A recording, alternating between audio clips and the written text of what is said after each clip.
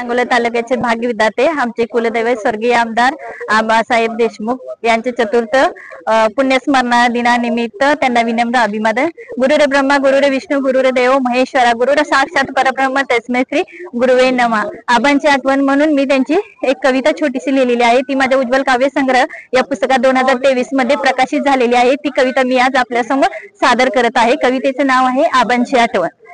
येते आम्हा साबांची आठवण आहे त्यांच्या प्रेमाची साठवण। केले त्यांनी जनतेचे संघटन राहिली आता फक्त त्यांची आठवण। गरिबांचा मित्र होता खरा जनतेचा जीव की प्राण झाला। हृदयात होती प्रेमाची खाण वाटे तुमच्या कार्याची आम्हा शान। दुष्काळी भाग पाण्याने भरला ऐतिहासिक आमदारकी तुमची। शेका पक्षाचा झेंडा जगभर गाजला सगळे सोडून तुम्हीच गेला। आठवण येता तुमची आबा गोरगरीब जनता रडत आहे। नाही विसरता येत तुमचे कष्ट जनतेसाठी झटला तुम्ही अहोरात्र। मन हे दाटून आले तुमच्या आठवणींना उजाळा देत गेले। मन हे दाटून आले तुमच्या आठवणींना उजाळा देत गेले।